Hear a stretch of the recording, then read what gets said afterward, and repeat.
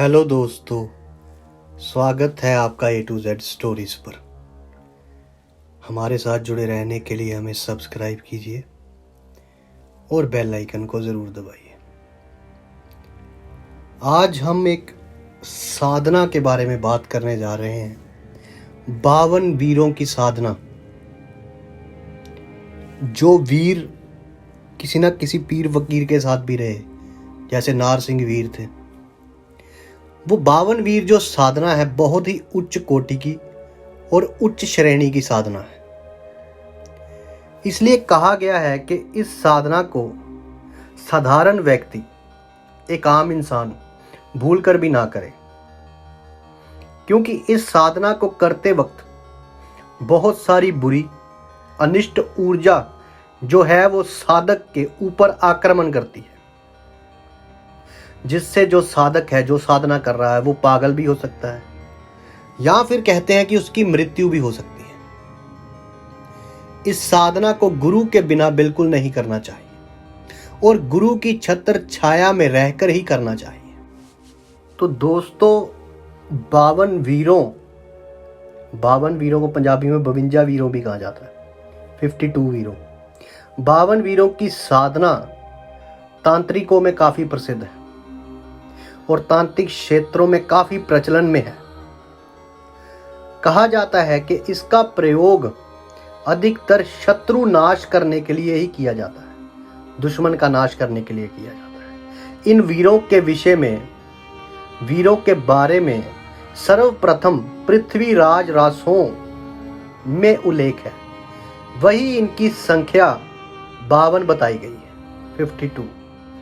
52 वीरों को कहा जाता है कि इन्हें भैरवी के अनुयायी या भैरव के गण कहा गया है।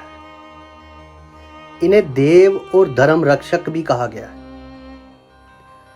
जैसे भैरव बाबा जो है महादेव, महाकाल, भोलेनाथ, शिवजी महाराज के गण हैं, उसी प्रकार 52 वीर भैरव के गण हैं।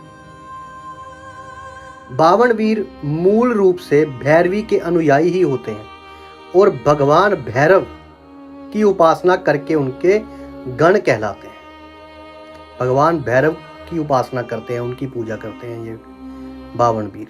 कहा जाता है कि भैरव देवी काली के पुत्र हैं, इसलिए 52 वीर देवी महाकाली के दूत भी कहलाते हैं।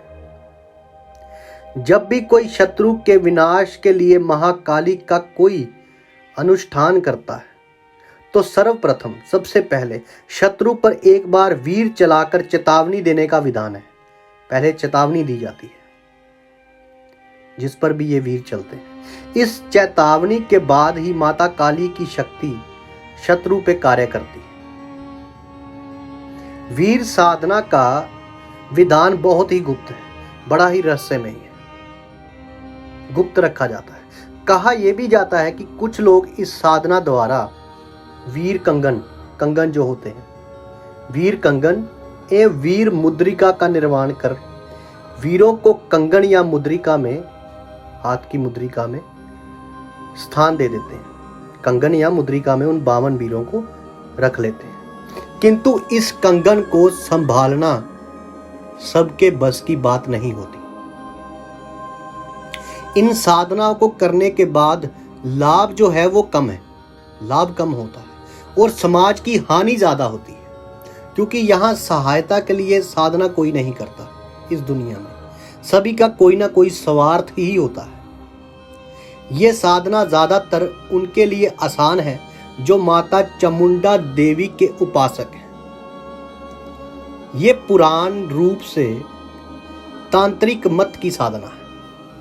पुरातन रूप से तांत्रिकों को ही ज्यादातर इस साधना में सफलता प्राप्त होती है।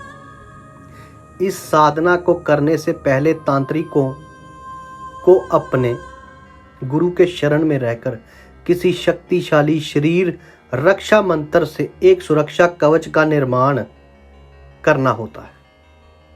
यदि वो ऐसा नहीं करते हैं तो कहते हैं साधक को बहुत बुरी मात्रा में, बहुत भारी मात्रा में क्षति या कह लो उसका नुकसान हो सकता है। साधक पागल भी हो सकता है, मैंने पहले भी बताया, और उसकी मृत्यु भी हो सकती है, वो मर भी सकता है। इस साधना को सिद्ध करने के बाद समाज के कल्याण के लिए बहुत से वीर कंगन या मुद्रिका बनाई जा सकती है।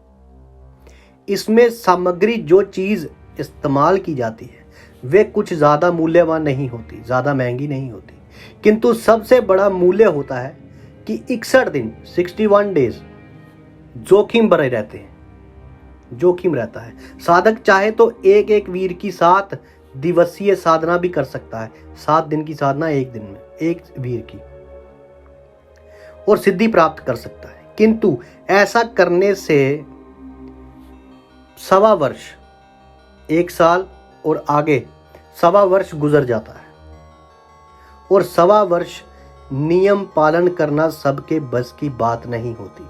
एक तो इस साधना के बहुत ही कठिन नियम है, बहुत ही मुश्किल नियम है।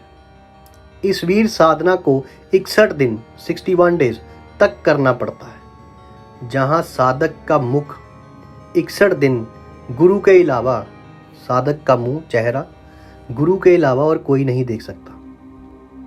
साधना काल में महाकाली, भैरव जी और हनुमान जी की प्रतिमा के अलावा 52 पुतलियों की भी आवश्यकता होती है, जरूरत होती है। काला ही आसन होता है, काले ही वस्त्र होते हैं, इन्हीं का उपयोग किया जाता है। साधना काल में 61 दिन 61 डेज दांतों को साफ करना, बालों को काटना, बालों में तेल लगाना, नहाना, खाना खाने के बाद मुख शोधन करना, कपड़े बदलना या धोना, नाखून काटना, नाक कान साफ करना, जूठे बर्तनों को धोना, जिन बर्तनों में भोजन बनाया जाता है उस बर्तन को धोना, ये सब मना होता है। ये सब चीज़ें जो बोली है ये मना होती है।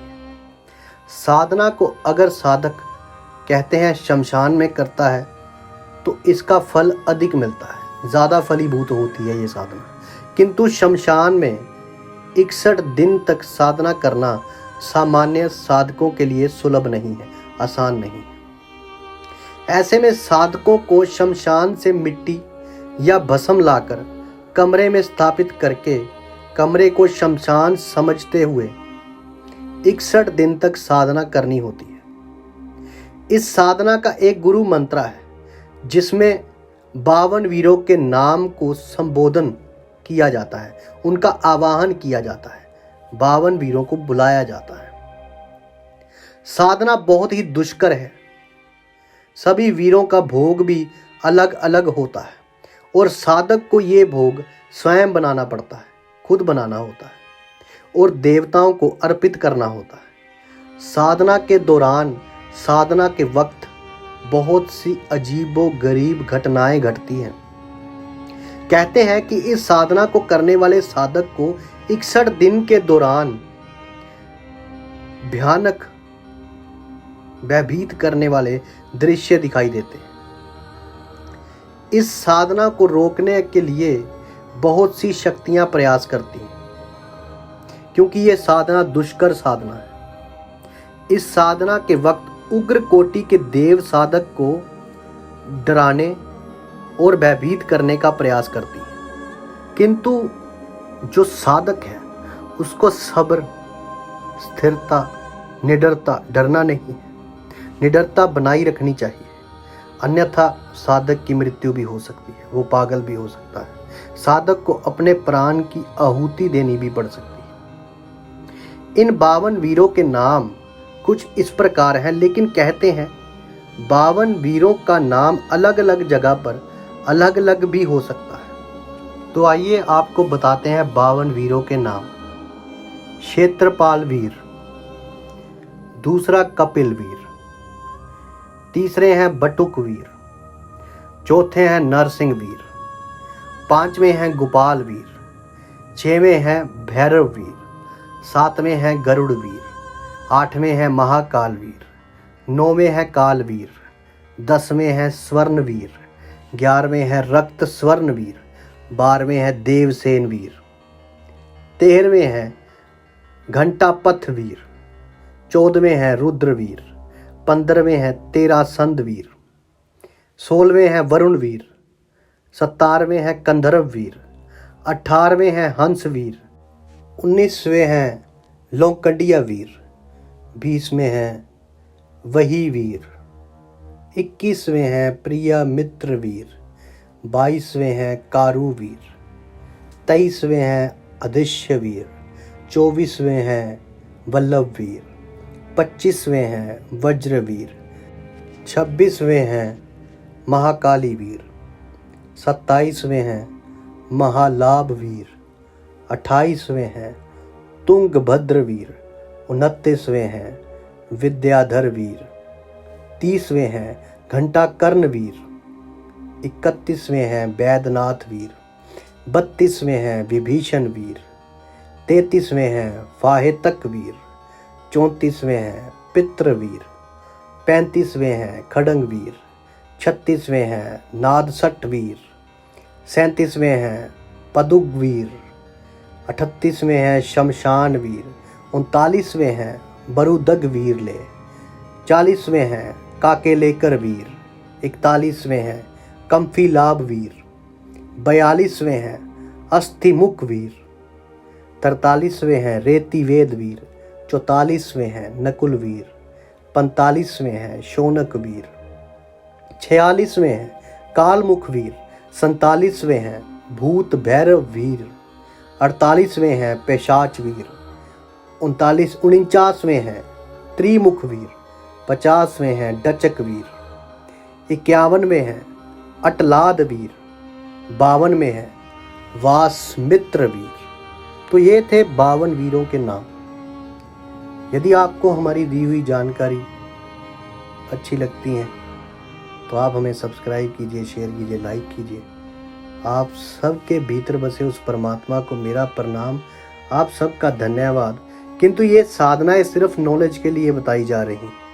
इसको करने के लिए या कुछ भी ऐसा करने के लिए किसी ना किसी गुरु की आवश्यकता है, वरना नुकसान हो सकता है। सिर्फ साधनाओं के बारे में जानना चाहिए, करने के लिए गुरु की आवश्यकता होती है, लेकिन एक ही साधना सबसे बढ़िया है, सबसे उच्च कोटि की है, वो है परमात्मा का नाम, ओंकार का नाम, हरि का नाम, अपने गुरु मुर्शद का नाम।